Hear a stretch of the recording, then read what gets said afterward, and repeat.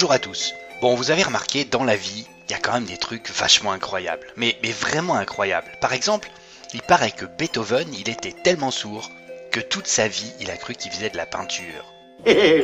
Bon, là je déconne évidemment. C'est vendredi, il faut être un peu léger. Mais sans plaisanter, dans la vie, il y a quand même des trucs étranges. Et pourtant, vrai. Franchement, vous voyez la taille de ce lapin? Vous y croyez, vous? Et pourtant, ça existe, des bêtes comme ça. Pourquoi a-t-on du mal à y croire alors? Moi, quand j'étais petit, j'arrivais pas bien à comprendre pourquoi quand on sautait dans un bus en marche, on retombait à la même place. Bah oui, quoi, le bus il avance pourtant pendant que je suis en l'air, non? Pareil pour l'histoire du bateau, vous avez déjà dû entendre parler de ça à l'école. Bon, désolé pour le dessin, mais Alain Pierre a oublié de faire la diapo, donc j'ai fait ça un peu à l'arrache. Bon, bref. Un bateau avance et il y a un mec en haut du mât qui lâche un boulet à une distance d'environ 1 mètre du mât. Donc, soit la vitesse du bateau, etc., etc., à quel endroit le boulet va-t-il tomber? Bah, à 1 mètre, forcément. On néglige les frottements, etc., etc. Parce que le boulet, bien sûr, il a la même vitesse que le bateau. Et parce que moi, dans le bus, j'avançais aussi à la même vitesse que le bus. Heureusement d'ailleurs, parce que je sais pas si vous vous rendez compte que si vous étiez immobile dans le bus, ben, en fait, vous n'arriveriez jamais là où vous voulez aller, forcément. Alors, du coup, moi, j'ai approfondi ça un peu et je crois, enfin, à vous de juger, hein, mais je crois que j'ai fait une découverte intéressante. Je vous explique. Imaginons qu'on creuse un trou et qu'on jette un truc dedans. Bon, normalement, le truc, il va au fond du trou, on est bien d'accord. Alors, imaginons qu'on creuse vraiment un très gros trou.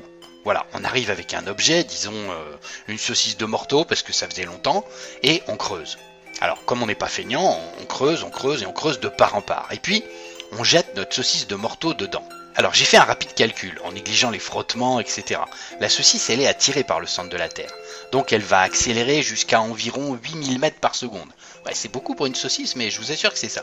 Donc, elle va accélérer vers le centre de la Terre qui l'attire, c'est le principe de la gravité, et arrivée au centre, elle va continuer sa course sur son élan, même si elle sera maintenant freinée par la gravité qui agit en fait dans l'autre sens.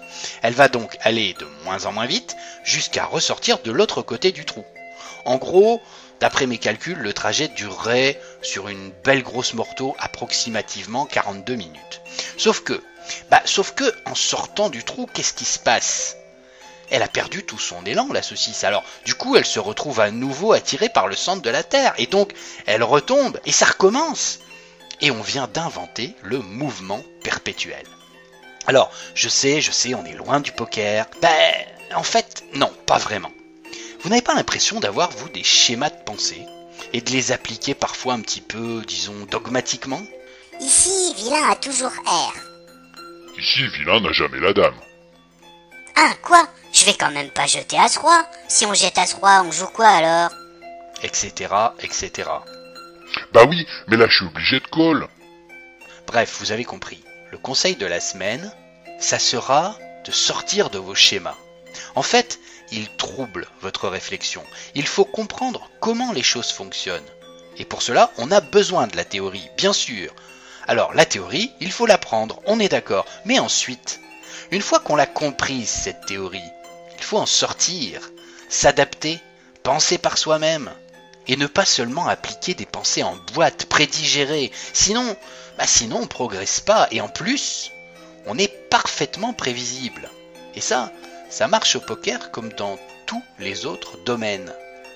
Et si on ne le fait pas, eh bien, on se retrouve à inventer le mouvement perpétuel de la saucisse de morteau. Voilà, pensez-y.